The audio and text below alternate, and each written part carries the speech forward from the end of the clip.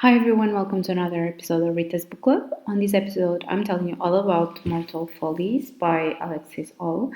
This is the first book of the Mortal Follies series, and I've been very curious to read Alexis' new series.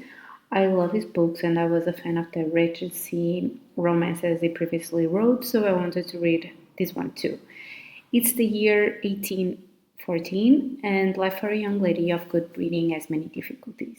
There are balls to attend, fashions to follow, marriages to consider, and of course, the tiny complication of existing in a world swarming with fairy spirits, interfering deities, and actual straight up sorcerers. Miss Maylis Mitchellmore finds her entry into high society hindered by an irritating curse. It begins innocuously enough with her dress slowly unmaking itself over the course of an evening at a high profile ball, a scandal she narrowly manages to escape. However, as the curse progresses to more fatal proportions, Miss Mitchellmore must seek out aid, even if it means mixing with undesirable company.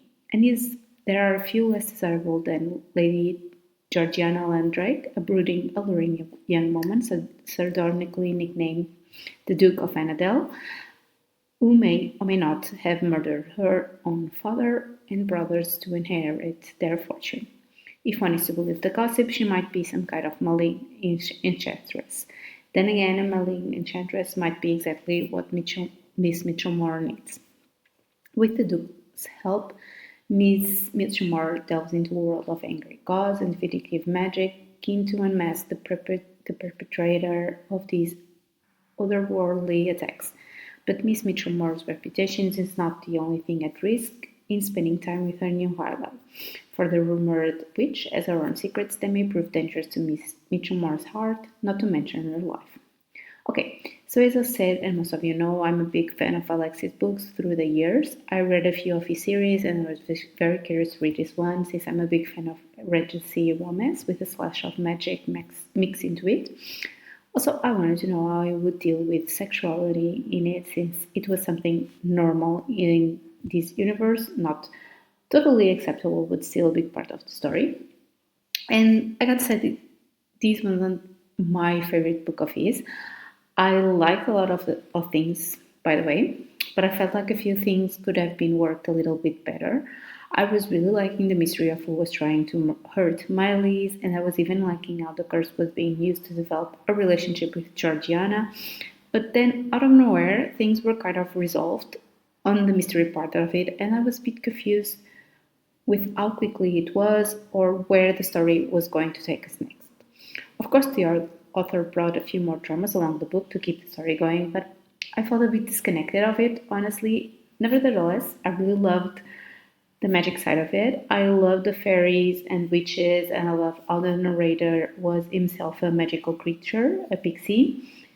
He had the power to interfere in the story and even help resolve it, but they didn't do it. I love the concept of the creature that was just observing and telling the story. Honestly, I just wish both Miley's and Georgiana's characters were a bit more developed, or at least their relationship made a bit more sense to me. It felt a bit rushed to me, and I really liked them by the end of the book. Just wish there was a bit more in there, if you know what I mean, to probably help me understand them a bit more as individuals and as a couple. I just feel like we barely saw scratch the surface with these two. I was also a big fan of the side characters like Maylee's cousin John and her best friend Lizzie Pike. I love this trio's friendship and how they were trying to solve the mystery of who cursed Maylee's. My sweet, innocent, and dear Lizzie was used a lot as a comic relief through the book, but I genuinely loved her innocence and fascination with magical creatures. She was such a good hag, and she knew a lot about magic too. Even though this was not my favorite of Alexis' books, I will definitely check out the next one in the series called Confounding Oaths. The story will be focused on John, and I'm a bit more interested in his story, to be honest, at least from the glimpses we saw of his past adventures. It seems a bit more intriguing to me. As always, if you like this video, please like, comment, and subscribe to my channel. You can also follow me on Instagram at ritasbookclub for more content. Thanks for watching and see you next week. Happy readings.